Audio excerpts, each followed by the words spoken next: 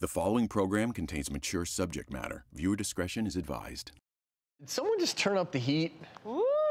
We talked about metabolism boosters. We've talked about nutrition. It's time to talk. I feel love coming on. You do. It's time to talk a little sex. Men's Health magazine recently asked 2,700 people about their sexual fantasies. Found 81% of women want their partner to talk dirty more often. More than half of the women fantasize about being blindfolded.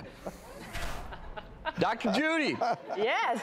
Tell us it's okay, please. Talk to us. Oh, come on, guys. Talk to us. You all know you have your fantasies. I mean, come on. We all have something that we like to do. And it's okay to verbalize it. Totally okay to verbalize it, because guess what? Your brain is actually your most powerful sexual organ. And you need to stimulate your brain. And our brain craves novelty. So our brain's reward centers are more sensitized when there's new things. You gotta mix it up. So being blindfolded, talking dirty, that helps to introduce some excitement, because people like to not always be in control when they're in a sexual situation or otherwise. And there's some good tips. If you're a little shy, that's okay. If you're a beginner at talking dirty, it's nice just to talk about what you're doing. Yeah. Just like narrate. Or like what you want to do, and I'm going to do this. And yeah. Talk about your fantasies. Talk about the time when you were on vacation and you did this thing that you really love. Use your imagination. Dr. Travis, you may have even more tips. Maybe there's like an advanced version you want to talk about. That's the, it is nighttime on our show, but that's the nighttime cable version of the show. And just make sure that your partner's comfortable. If they get uncomfortable, then back off a little bit. So are you a dirty talker? Drew is clearly well. Yes, but you know, nowadays after 30-something years of marriage, I start saying something goofy that I may not have said before. She goes, "What's up with you, dude?" Like. But it's all right. Drew's favorite, I know this for a fact, is "I am Spartacus." A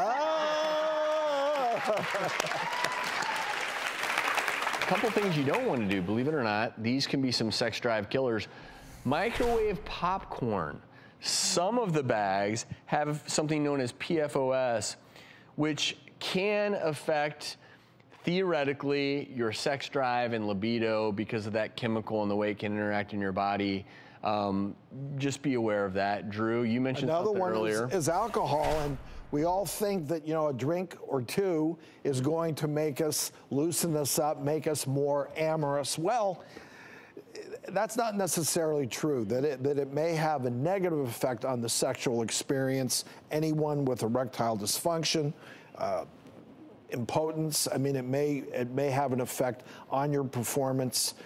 Ejaculating, desensitize you to the whole experience. So just be careful there. I didn't say this earlier in the show, but one of the best early morning exercises in the bed before you even get up can be a little roll in the hay. A little early morning, then you don't have to worry about, there's no... He's such a caveman. I know. I'm telling you right now. I'm beard, and he's just like... I am a morning guy. I can't... There you go. It is what it is. But you know what? That's a good point, because all of these things that you guys are telling us are sex drive killers happen on evening dates. So if you have sex in the morning, then some of these things don't come into play, hopefully. What is your favorite? We got to go to break, but really quickly, if you had to pick a little bedside snack, it's a big romantic evening, and what would you choose? It's not necessarily the best thing for you, but chocolates come to mind. That's why they leave them by your bedside at the hotel there. And yeah. A little chocolate never hurt anyone. For me, it's Reese's Pieces. Just that's little... a good choice. Yeah, it's yummy. What about you?